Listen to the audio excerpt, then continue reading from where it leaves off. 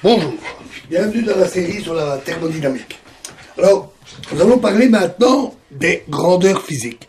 Alors, là, c'est toute une liste et ça fait un peu présentation scolaire, j'en suis désolé, mais il est impossible de parler d'une théorie traitant de grandeurs physiques sans parler de ces grandeurs physiques. Donc, il faut d'abord présenter les différentes grandeurs physiques. Il y a deux grandes classes de grandeurs physiques. Il y a les grandeurs dites extensives et les grandeurs dites intensives. Alors les grandeurs extensives sont caractérisées, elles caractérisent un corps dans son ensemble. Elles dépendent de la quantité de matière. Si on double la quantité de matière, toute autre chose restant égale, alors la grandeur double aussi. Un exemple typique, c'est le volume, bien entendu. Si vous devez doubler le volume du corps, ben le volume double, forcément. Les grandeurs intensives, elles, caractérisent les propriétés de la matière qui constituent le corps, et ainsi que l'état du corps. Elles sont dites aussi parfois variables d'état. En général, elles ne sont pas nécessairement indépendantes les unes des autres. On considère un ensemble de variables d'état que si elles sont indépendantes. Elles ne dépendent pas de la quantité de matière. Un exemple tout simple avec la température. Si vous prenez deux morceaux de fer à 20 degrés et que vous les mettez ensemble, vous obtenez un plus gros morceau de fer, toujours à 20 degrés. La température ne dépend pas de la taille du morceau de fer. Alors commençons par les plus faciles qui sont les grandeurs extensives, qui sont un peu des caractéristiques globales de quantité ou de volume. Alors première quantité, c'est le volume. Alors on va les noter, on va faire un petit tableau. On va noter la quantité, son symbole et l'unité. Alors le volume, eh bien,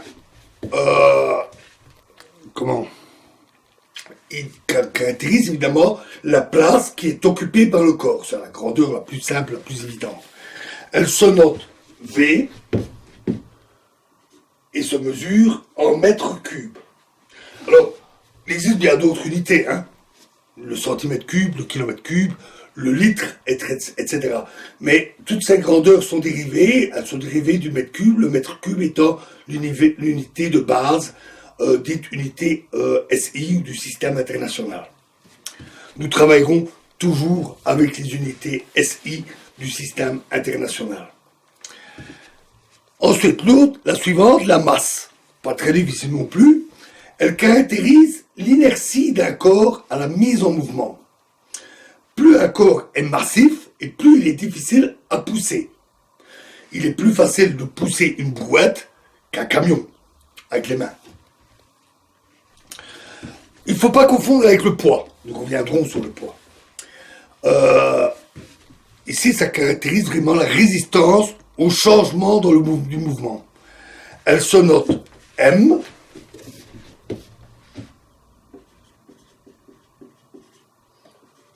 Et se mesure en kilogrammes kg ou kilo. Plus spécifiquement, kilo est en fait le préfixe qui veut dire 1000. Kilogramme égale 1000 grammes. Mais on a l'habitude souvent de dire des kilos. Attention de ne pas confondre le symbole M de la masse avec le mètre. Alors c'est vrai que c'est la même lettre, on est un peu limité avec les langues. On n'a que 26 lettres, minuscules, majuscules, plus quelques symboles un peu spéciaux, des symboles dérivés par exemple de l'hébreu. Hein. On utilise le Aleph en mathématiques, qui est l'équivalent du A en hébreu et qui représente les cardinaux. Mais même avec ces quelques symboles spéciaux, on est assez limité, donc on a souvent des répétitions. Il faut faire un peu attention, mais en général, le contexte permet très bien de savoir si on parle de la masse ou de mètre. Et on pyro-précise. La masse se mesure typiquement avec des balances à plateau. Hein, on a donc pas le pèse-personne qui mesure le poids, donc on y reviendra, mais plutôt les balances à plateau. Donc ces balances avec deux plateaux et des masses marquées qui sont dans une boîte et que l'on compare à la masse d'un objet. Troisième grandeur, je précise aussi surtout les grandeurs utiles en thermodynamique.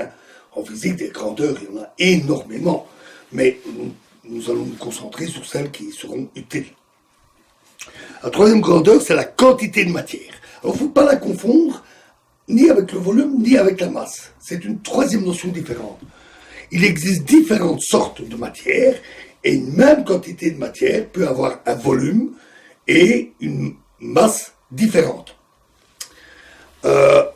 La matière est typiquement composée d'atomes et de molécules.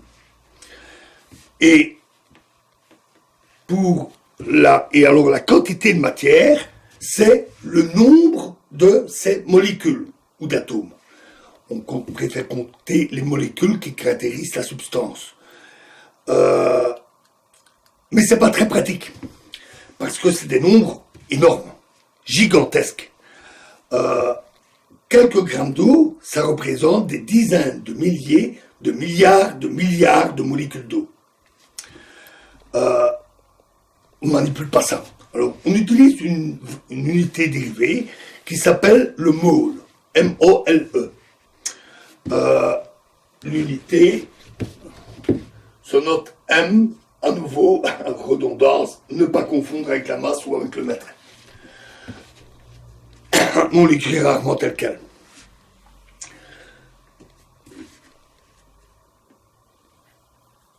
Une mole, c'est 6 fois 10, 23.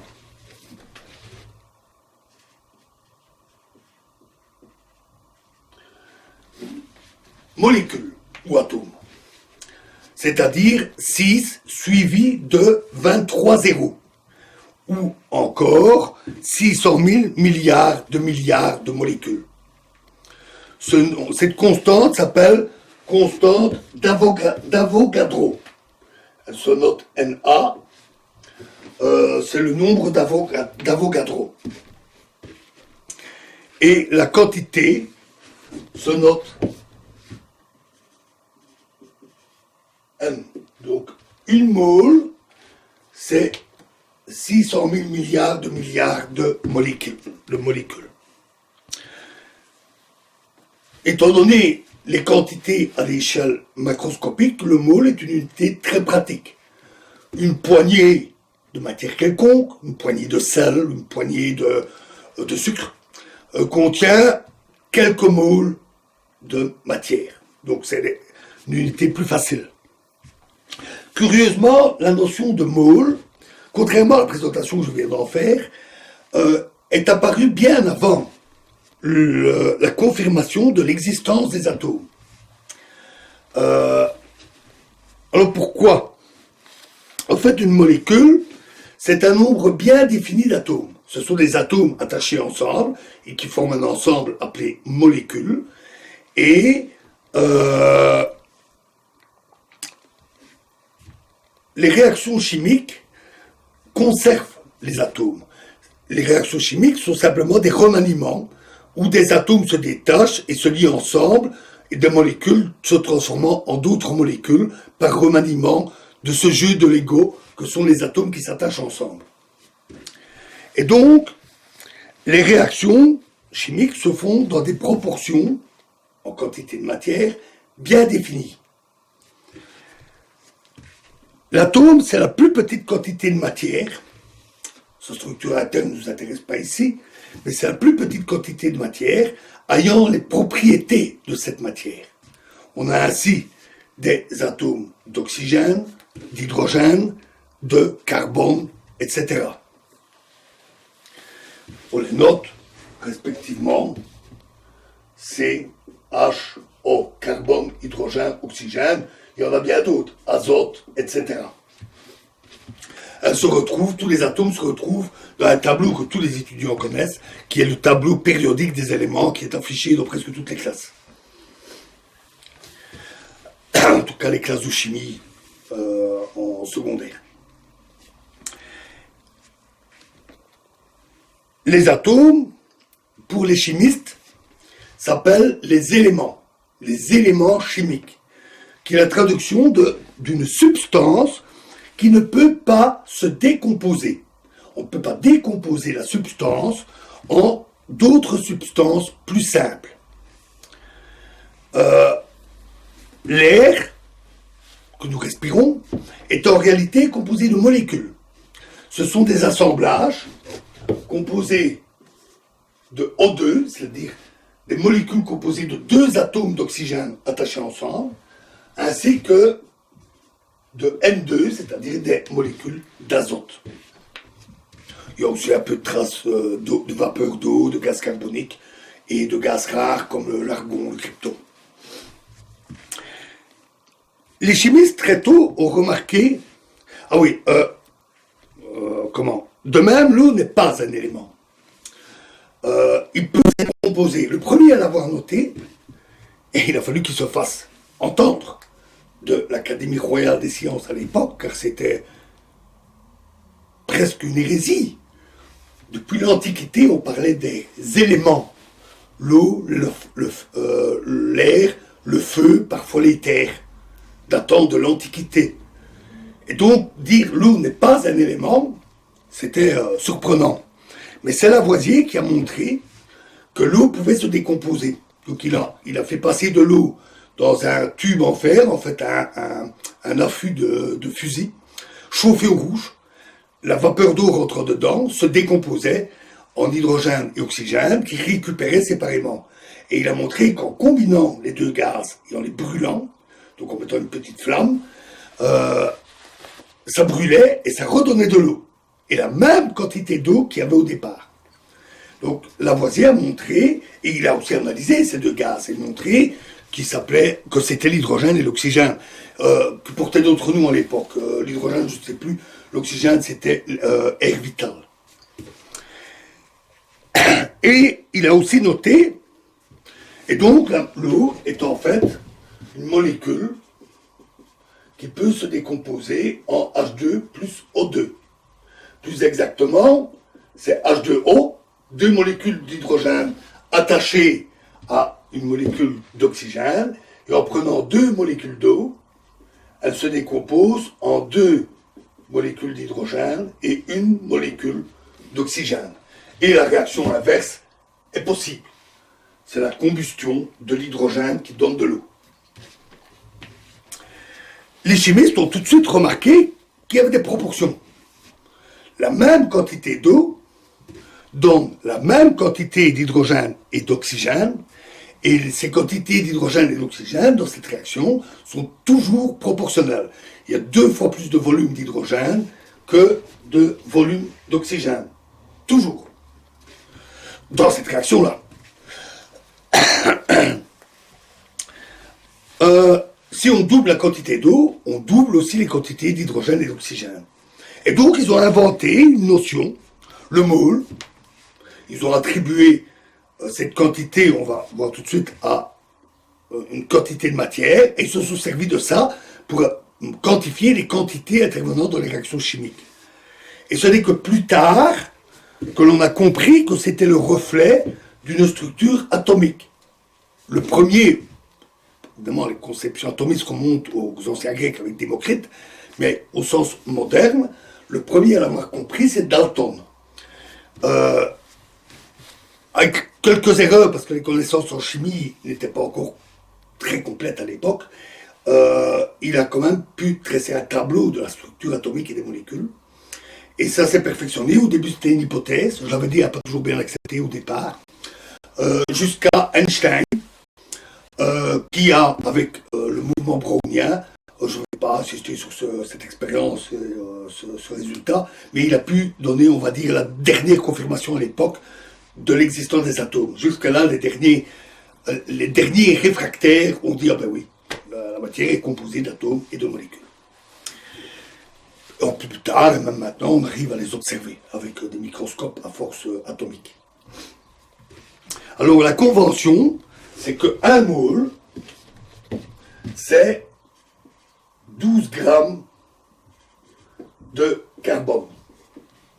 C'est une convention. un moule égale 12 grammes de carbone. Et notons que, évidemment, le nombre d'Avogadro ne fut pas non plus découvert tout de suite, puisqu'on ignorait l'existence des atomes. Il a fallu du temps, et compter les atomes, c'est pas facile. Hein. Donc, il a fallu du temps pour déterminer la valeur du nombre d'Avogadro. Grandeur suivante, l'énergie. L'énergie est un concept central, pas seulement en thermodynamique, c'est un concept central en physique, dans toute la physique. On y reviendra. On va donner juste quelques tout petits exemples ici. Hein. Disons que l'énergie caractérise la capacité d'un système à se transformer, à fournir une action ou à transmettre une action. C'est très imagé comme définition. Elle se note E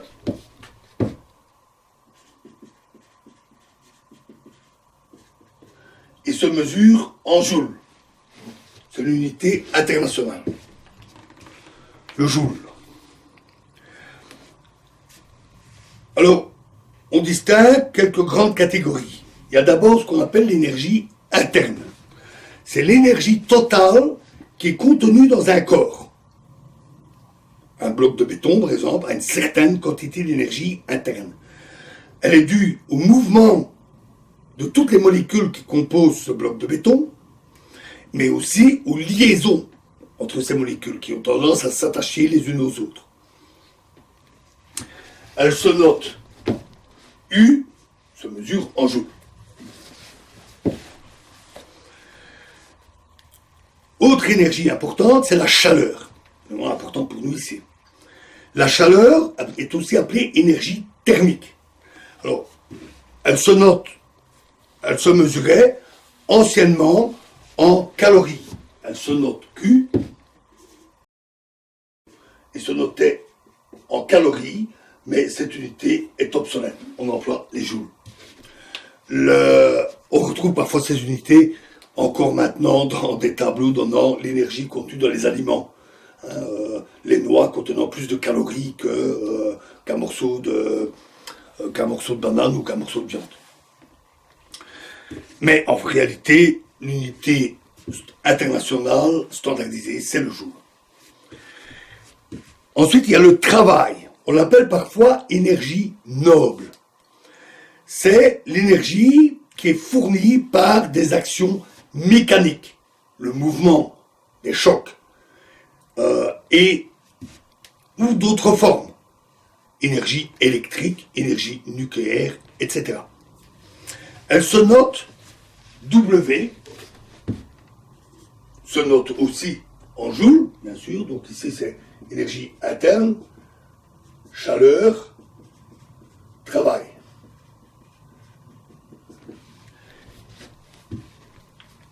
En général, on met dans le travail toutes les formes d'énergie qui ne sont pas de l'énergie interne ou de la chaleur.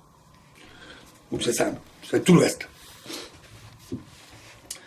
On va préciser aussi tout ça, on va revenir sur le concept d'énergie qui est extrêmement important en thermodynamique. Enfin, il y a l'entropie.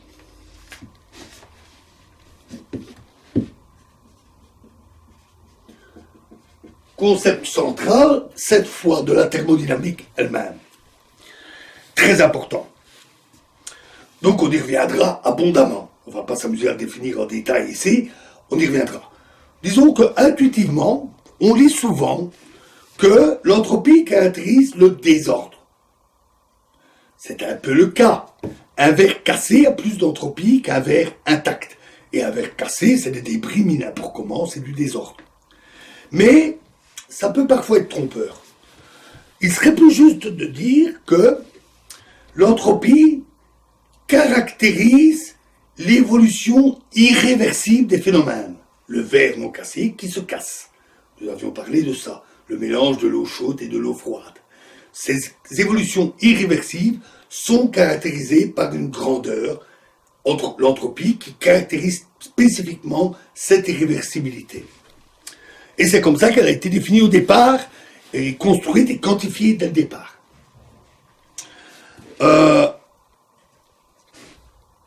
Elle se note S, et se mesure en joules par Kelvin.